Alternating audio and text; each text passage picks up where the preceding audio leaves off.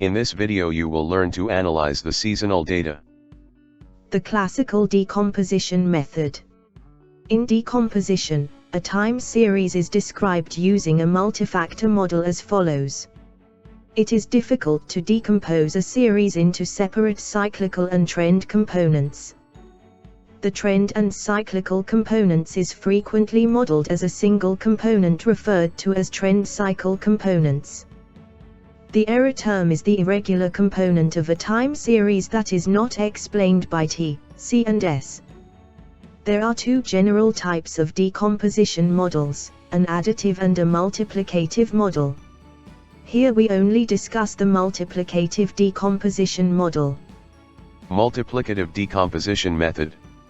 The multiplicative model is y equals to t multiply by c multiply by s multiply by I.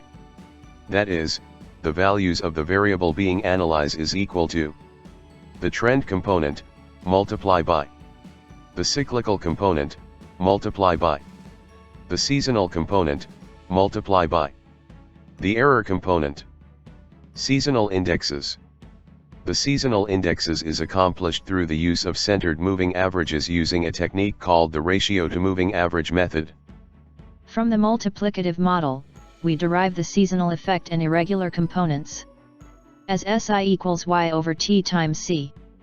Hence seasonal indexes measures whether a time series values are either above or below the trend cyclical components at a given time.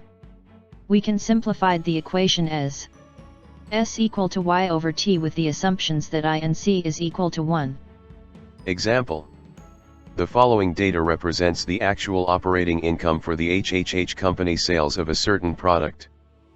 Find the seasonal index. From part 2, we have the moving averages as follows. Now, we need to only use column Y and trend values. Calculate S by taking Y divided by T. This is called the seasonal variation. Create a column of seasonal variations next to the trend values. Starting with quarter 3. Divide 170 by 174.875. So, the first trend value is equal to 0.9721. Next, divide 180 by 176.75. This gives the trend value for quarter 4, which is equal to 1.0184. Next is 174 divided by 180, which is equal to 0.9667. Next is 190 divided by 182.5, which is equal to 1.0411. Next is 182 divided by 184.375, which is equal to 0.9871. Next is 188 divided by 185.75, which is equal to 1.0121. Next is 181 divided by 186.75, which is equal to 0.9692. Finally, 194 divided by 189.5, which is equal to 1.0237.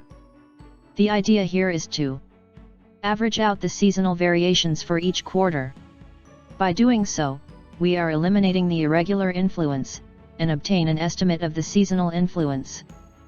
To do so, we rearrange the seasonal variation values into its own quarters as follows.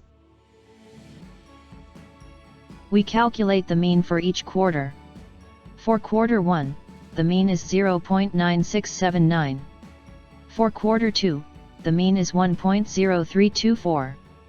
For quarter 3, the mean is 0.9796. For quarter 4, the mean is 1.0153. These means are called unadjusted mean. Check if the sum across the unadjusted mean is equal to 4. If it is not equal to 4, then we need to adjust the mean by an adjusting factor. The adjusting factor is calculated by taking 4 divided by the sum of the unadjusted means. Then we multiply each of the unadjusted mean with the adjusting factor. The adjusting factor is 1.0012. For the first quarter, 0.9679 multiply by 1.0012, which is equal to 0.9691.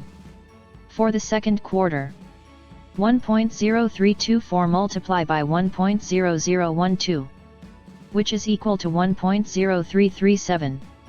For the third quarter, 0.9796 multiply by 1.0012, which is equal to 0.9808. For the fourth quarter, 1.0153 multiply by 1.0012, which is equal to 1.0165. These are the adjusted mean.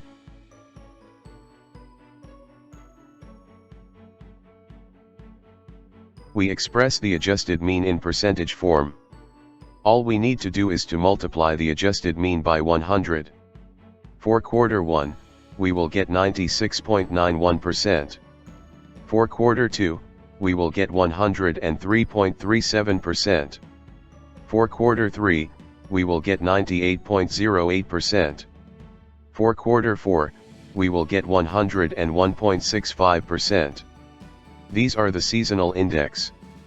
In this example, the seasonal indexes revealed that the operating income is 3.09% below the average trend in the first quarter.